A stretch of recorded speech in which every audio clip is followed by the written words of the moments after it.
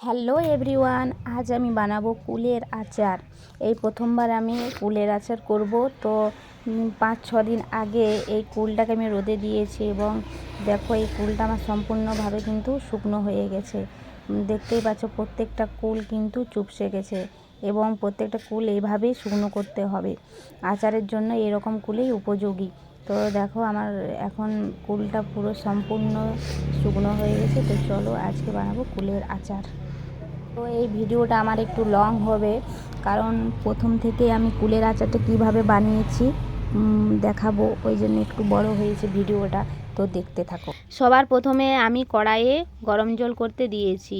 বেশি গরম না হলে একটু গরম হলেও হবে।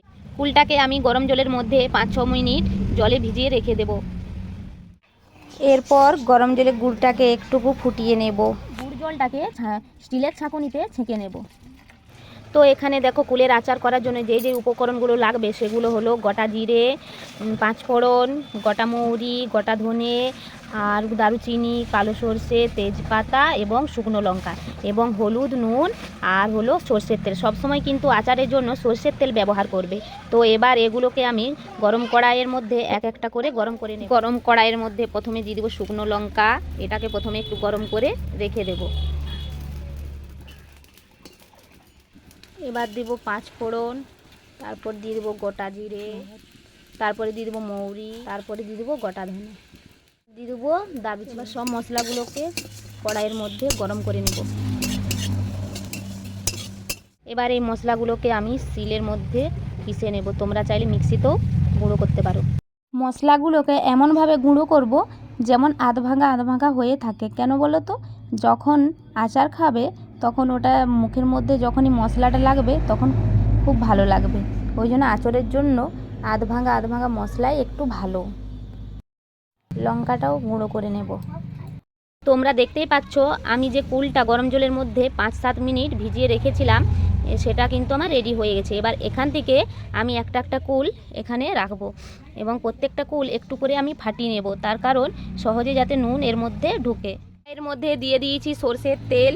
এবার আমি দিয়ে দেব কয়েকটা শুকনো গোটা লঙ্কা। এরপর দিয়ে দেবো তেজপাতা, দিয়ে দেবো রসুন বাটা। তোমরা চাইলে রসুন বাটা দিতেও পারো, আবার নাও দিতে পারো, কিন্তু আমি শেষে দিয়ে দেবো সরষে বাটা কুলগুলো এর উপরে। এই কুলটাকে ভালো করে নাড়াচাড়া করব। এবার মধ্যে আমি পরিমাণ মতো দিয়ে দেবো নুন, পরিমাণ মতো দিয়ে দেবো হলুদ। এবার যে গুড় জলটা আমি রেখেছিলাম সেটা এবার আমি এখানে দিয়ে দেবো এবং অনেকক্ষণ ধরে ফোটাবো। এবার আমি আগে থেকে যে মশলাটা বেটে রেখেছিলাম এই মশলাটা এবার এখানে দিয়ে দেবো। আমার কিন্তু আচারটা রেডি হয়ে গেছে। আচারটা ঠান্ডা হয়ে যাওয়ার পর আমি কাঁচের জারে ভরে দিয়েছি এবং এটা ভালো রাখার জন্য ভিনিগার বা তোমরা পাতিলেবুর রসও দিতে পারো। আমি এতে কিন্তু ভিনিগার দিয়েছি এবং মাঝে মধ্যে রোদ দেখালেই হবে আচারটাকে। আর যদি আমার এই ভিডিওটা ভালো লেগে থাকে তো ছোট্ট করে একটা লাইক করে দিও, আর কেমন হয়েছে কমেন্টে জানিও। দেখা হচ্ছে নেক্সট ভিডিওতে।